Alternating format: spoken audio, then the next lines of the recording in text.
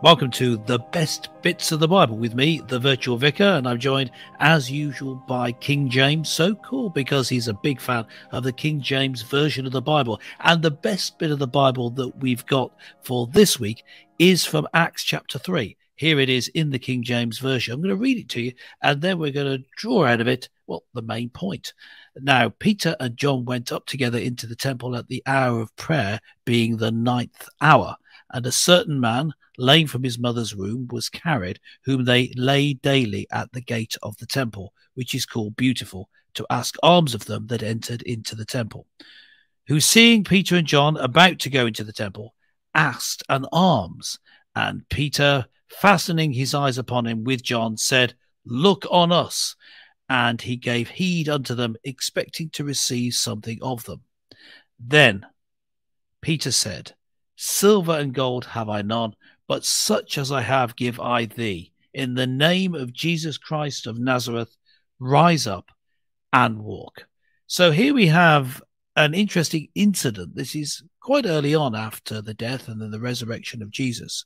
Let's just go back through it. We got Peter and John. They're going through into the temple at the hour of prayer. The early church met in the temple courts, in public meetings, so everyone could see them, could see what they were doing, and they would have been known as the people who worship Jesus and that Jesus could heal. So it may well be that they thought when someone was calling out, that's what he's asking for. But this man didn't.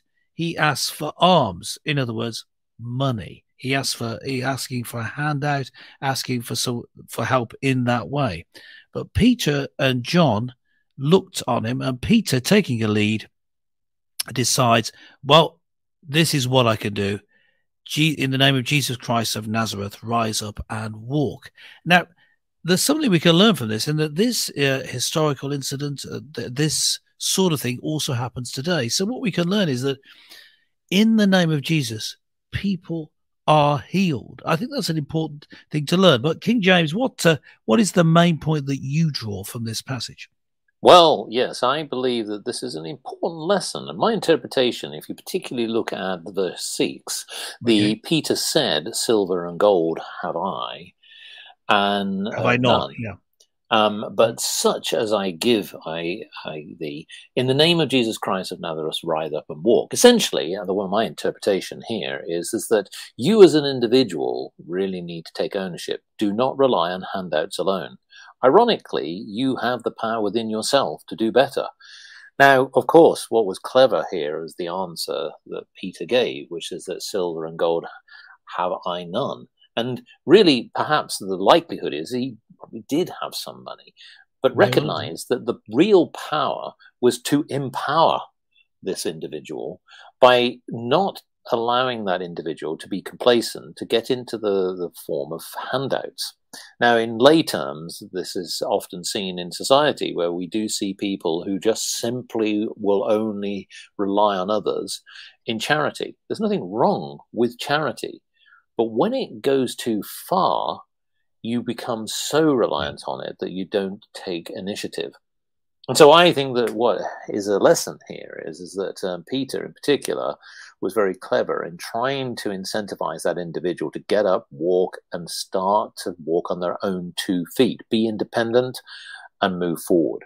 Mm-hmm. Yes, it's interesting. Yes, at the end of this passage, what we have is the man standing up and walking. He's no longer dependent on handouts, and that sort of attitude, the get up and go attitude, has been an attitude associated with Christianity. Not always, but certainly at its inception. That is what we see, that the Christians are the ones that got up and got things going. They moved, they changed society radically for the better, we would argue. So that's the passage. That's the main point that we take from it. But what are you taking from it? What do you think of this passage? How do you apply it to your life? Give your comments in the comment section below, and we'll be back next time with another best bit of the Bible. See you soon.